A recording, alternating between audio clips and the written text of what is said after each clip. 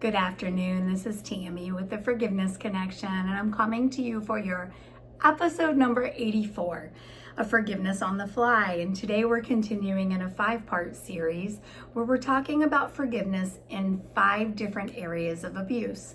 Last week we covered physical abuse, that included sexual abuse, and also we talked about emotional or psychological abuse. Today we're going to talk about number 4, and this area is called spiritual abuse. This is also an area of emotional or psychological abuse. And depending on if it's in an intimate partner relationship or if it's in a relationship with a church or a congregation or someone that holds a power over you in that type of setting, there's a couple of different definitions. So I'm going to go ahead and read to you what I found that I really liked.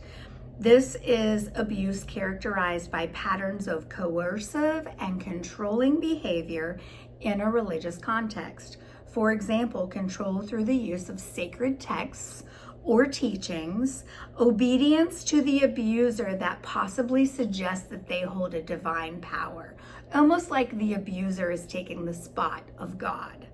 Some of the types of things that would go with this would be an isolation, punishment, superiority or elitism that's just demonstrated by the abuser, manipulation and exploitation, prevention of practicing the chosen religion that the victim would want to practice, enforced accountability, censorship of their decision making, secrecy, silence, and even in the case of the church culture, this would be like a toxic culture that a leader of a group of people, or even a pastor or just an elder of the church, may be using shame or control to take power over the members and keep them in a position of feeling like they're doing something wrong.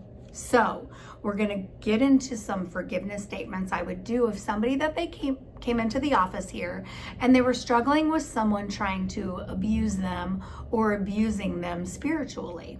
So let's go ahead and begin. I'm going to use my forgiveness card for some of these. So I forgive this person for believing they're better than me, or they hold authority and power greater than mine, and that they hold a position like God. Deep breath in.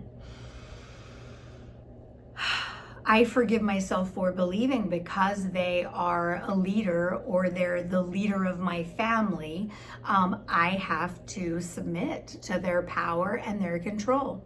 Deep breath in.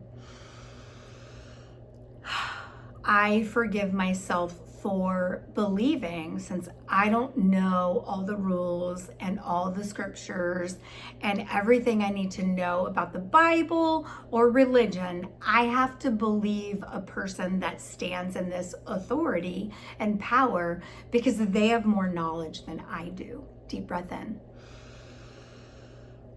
I forgive myself for not taking the time to learn the teachings and to study the scriptures, and for not knowing my own authority when it comes to the Bible or God's word.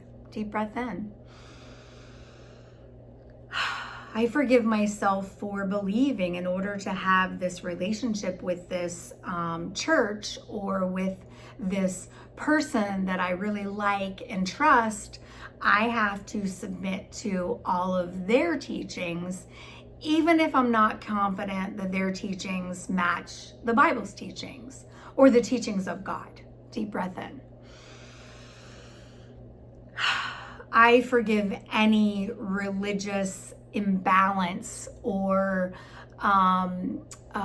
lack of religious balance in my history that would allow for this same pattern of control or secrecy or manipulation to feel normal to me, to feel like it's supposed to be, to feel like love or connection or my acceptance into this belief.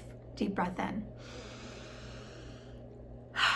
I forgive myself for not saying what I think and saying what I believe, and for defaulting to this other person's beliefs and what they say is right and what they say is wrong. Deep breath in.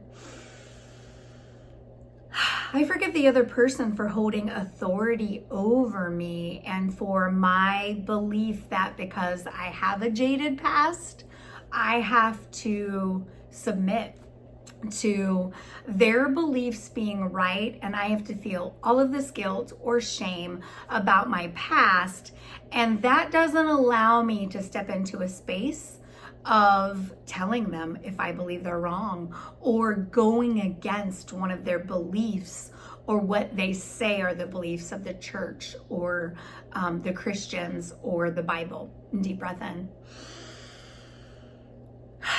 I forgive all of the chaos within the church and within Christianity and within the different factions of belief systems that has us in constant chaos and having to daily, if not momentarily, try to decipher what is right and what is wrong and do our own research to try to figure out what to believe and who to believe. Deep breath in.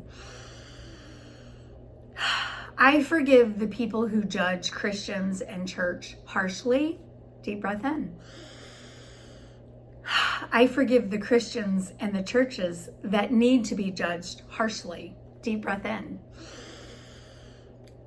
I raise my level of acceptance to the higher belief that there is a divine creator of this universe, and that's the most important belief, that I didn't create it. There's something bigger than me. It's divinely orchestrated. I can't explain it all away. And that leaves room for hope and opens up a space of connection to all people, in all religions, in all beliefs, whether their actions may be right or wrong, whether they say and do the right things. I can still feel a sense of connection to others and to the spirituality of people in general, being a spiritual being. Deep breath in.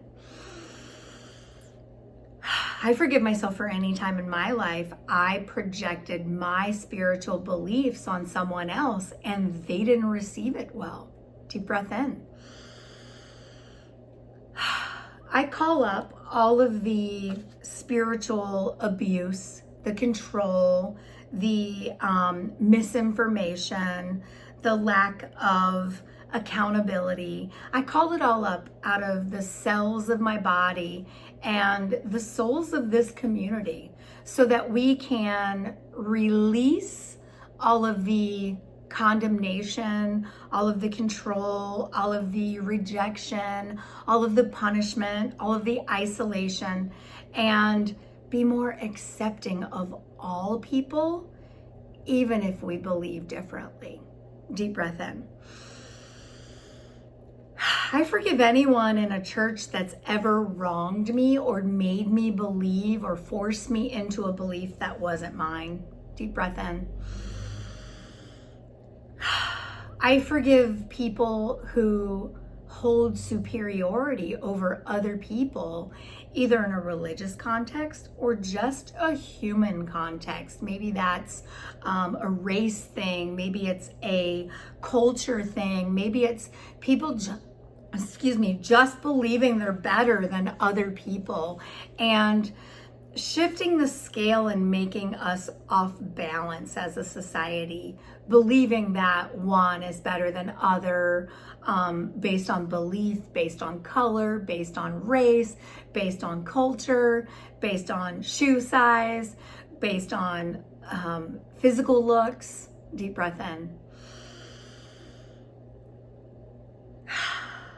I forgive myself for being trapped in this belief that I don't know enough to share about my beliefs. I don't know enough to share about God.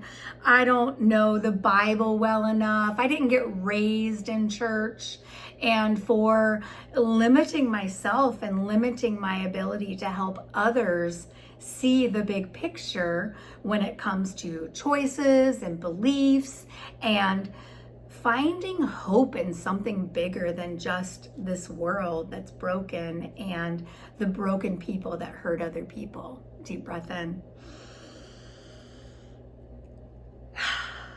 Without this pattern, I can forgive those who act superior to me, act like I'm not good enough. I can forgive those that judge me, whether that's in public, in business, at church, at home. And I can step into a space where I'm okay if people judge me harshly. Deep breath in. Without this pattern of spiritual or religious abuse, people that feel like they are under the control of others can step into a space of gaining their own control back.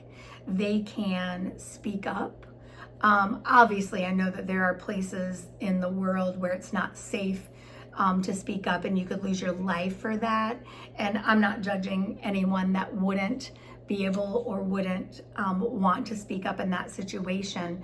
But we're talking about here in the world where, we can walk away from people and things when it's safe to do so.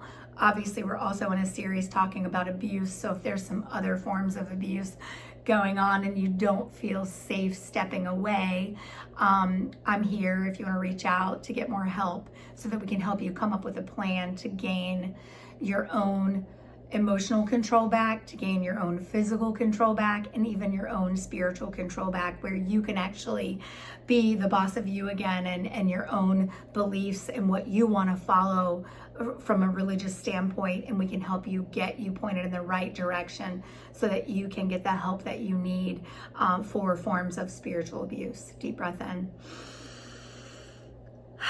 Without this pattern, I'm free to believe what I believe and feel confident that I'm not going to be endangered believing my own beliefs, sharing my own beliefs, and stepping into a space where I have to step away or can step away from something that's not good for me, from control that doesn't allow me to have my own independent thoughts and beliefs and actions.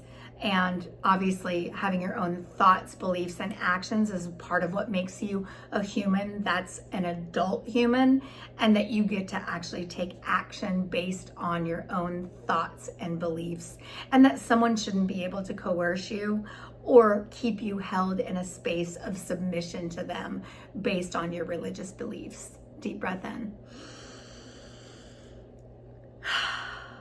Let's do one more deep breath in.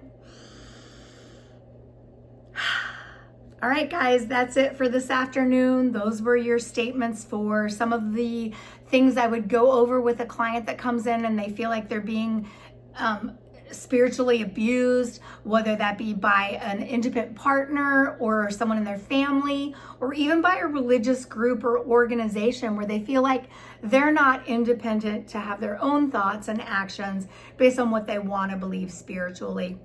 Now, there's a lot of different directions we could go with this. We could probably stay on this topic for years, and there's lots of debates in the area. If you want to do more work in this area, I'm happy to do that with you. Feel free to reach out. My name is Tammy. I am the Forgiveness Connection. And remember, forgiveness truly is the key to healing all of the areas of your life, your mind, your body, and your spirit. Stay tuned this week for another episode of Forgiveness on the Fly, where we're going to talk about financial abuse. I'll see you soon. Have a great day.